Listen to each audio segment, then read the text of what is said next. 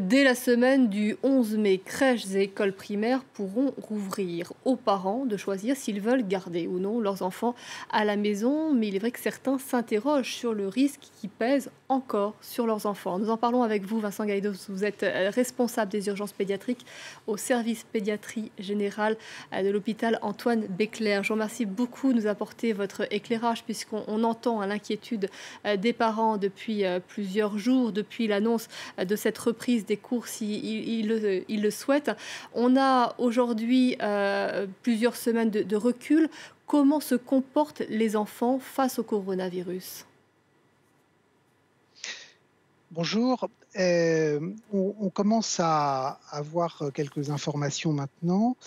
La première, c'est que la prévalence de la maladie et du portage du virus est beaucoup moins importante chez l'enfant que chez l'adulte.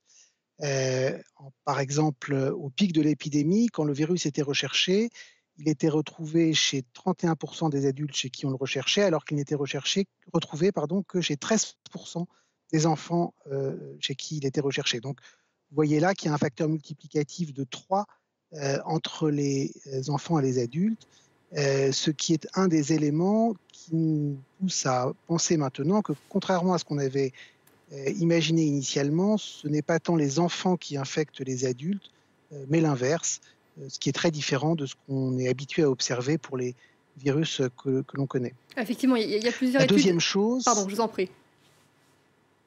Non, non, je vous en prie. Non, effectivement, il y a plusieurs études qui laissent entendre La que la deux les enfants ne seraient pas contagieux, mais vous pensez qu'on a suffisamment de données pour pouvoir l'affirmer aujourd'hui? Alors, on est évidemment très prudent et cette maladie nous rappelle la nécessité d'humilité, dans nos agissements et la nécessité d'observer les choses très prudemment. Heu, Si je rappelle, comment les choses se sont passées, au début, on a eu de grandes craintes quant à la contagiosité liée, à la circulation des enfants et ça a été une des raisons qui a poussé à la fermeture, des écoles.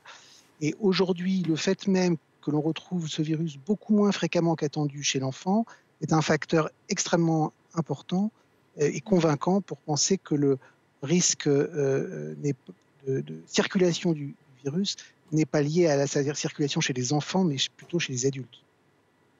Le deuxième point qui est important, c'est que la maladie est beaucoup moins grave chez l'enfant que chez l'adulte et que, un enfant a, quand il est infecté, 100 fois moins de risques qu'un adulte d'être hospitalisé, 1000 fois moins de risques de développer une, forme grave et plus de 10 000 fois moins de risques de décès, pour une maladie dont on rappelle quand même que chez l'adulte, elle est déjà dans la grande majorité des cas bénigne. Donc il faut retenir que, cette maladie est le plus souvent, quand elle survient, bénigne chez l'enfant. Autre inquiétude que je voulais lever, on dit à présent que le Covid-19 pourrait chez les enfants provoquer une nouvelle maladie grave. De quoi parlons-nous? Alors en fait, on parle de diagnostic de maladie inflammatoire, complexe qui s'appelle la maladie de Kawasaki et de maladies inflammatoires, du cœur qui s'appellent les myocardites. Alors ces, maladies sont des maladies que les pédiatres connaissent bien, qui sont extrêmement rares et dont on sait qu'elles ont un lien, pour partie en tout cas, avec, des facteurs infectieux. Il a été plusieurs fois montré avec d'autres virus, avec des coronavirus, plus bénins qui circulent tous les hivers, qu'ils pouvaient déclencher ce type de maladie. Ce qui est observé actuellement, c'est un surcroît de diagnostic par rapport à ce que l'on a l'habitude, d'observer, à même époque. Et cela est un signal épidémiologique indiscutable sur lequel il faut être, extrêmement vigilant, surtout pour les professionnels, pour penser au diagnostic, chez les enfants, fébriles qui présentent des symptômes évocateurs. Et Heu, il faut rappeler que il faut juste rappeler qu'il s'agit d'une complication extrêmement rare, d'une infection elle-même très peu fréquente, ce qui en fait un événement très, très, très rare, que d'autre part, cette complication connaît un traitement qui est efficace et qu'à ce jour en France, on a observé une vingtaine de cas et que pour l'instant, l'ensemble des, cas, qui ont guéri ont connu une issue favorable, ce qui est extrêmement rassurant. Voilà, effectivement, la mortalité est faible avec la maladie de Kawasaki, donc il ne faut surtout pas faire germer une nouvelle inquiétude. Ce sont des cas extrêmement rares. On a vu qu'il fallait évaluer la dangerosité du retour à l'école ou du confinement. Mais c'est vrai qu'un confinement prolongé pour les enfants, ça peut être néfaste aussi pour certains d'entre eux.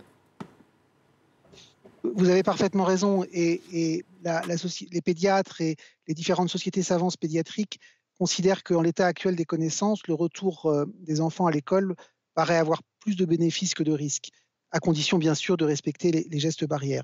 D'une part parce que les pédiatres sont convaincus de l'importance de la collectivisation et de l'éducation pour le bon développement d'un enfant, que d'autre part il a été observé des effets délétères du confinement, avec en particulier une augmentation du nombre de signalements de violences à enfants, et que évidemment le confinement et l'absence de scolarisation est un facteur qui accroît les inégalités sociales, qui sont particulièrement dangereuses pour le développement d'un enfant. Vincent Gaidos, je vous En remercie. l'état actuel des connaissances. Je vous remercie beaucoup. Oui, je voulais juste dire que Oui, je t'en prie. merci beaucoup. Merci beaucoup. Merci à vous.